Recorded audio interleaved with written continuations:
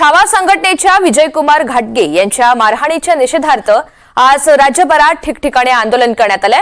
लातूरमध्ये शेतीची अवजारं आणि चाबूक घेऊन शेतकरी रस्त्यावर उतरले होते। दुसरीकडे धाराशीमध्ये अजित पवार गटाचे बॅनर फाडण्यात आले।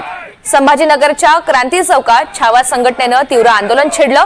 तसंच नांदेड, नाशिक आणि हिंगोलीमध्ये सुद्धा छावा संघटनेचे पदाधिकारी आणि कार्यकर्ते प्रचंड आक्रमक झाले। यानंतर अजित पवार यांनी सूरज चव्हाण यांच्या राजीनाम्याच्या सूचना दिलेल्या आहेत।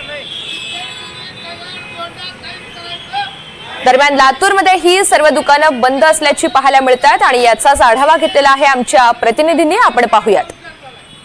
विजयकुमार घाटगे यांना काल राष्ट्रवादी काँग्रेसच्या कार्यकर्त्यांनी मारहाण केली आणि त्यानंतर छावा संघटनेसह इतर पक्षांनी जो आहे तो बंदची हाक दिलेली होती। आपण पाहू शकता दुपारी झालेली आहे आणि दुपारी जे आहे ते या ठिकाणी लातूरचा हा अशोक हॉटेलचा परिसर आहे। अशोक हॉटेलच्या परिसरामध्ये जे आहे ते आपण दुकानं पाहू शकता।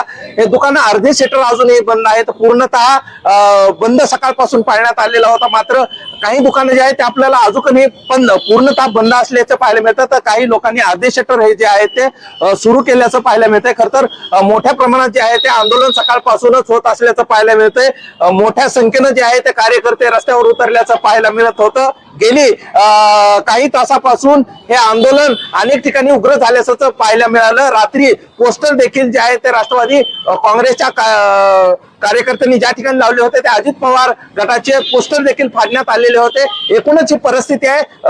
दुपार झालेली आहे आणि दुपारी सुद्धा अनेक दुकाने जे आहेत ते बंद पाहायला मिळत आहेत। अनेक दुकानं हे शटर अर्धे अजूनही बंद असल्याचं पाहायला मिळतंय।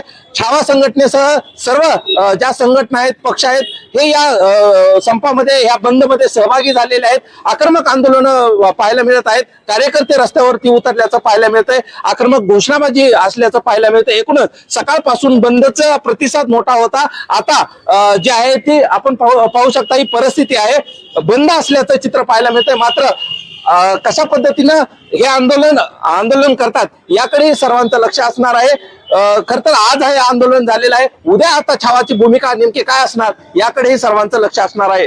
विष्णू बुर्गे, NDTV मराठी, लातूर।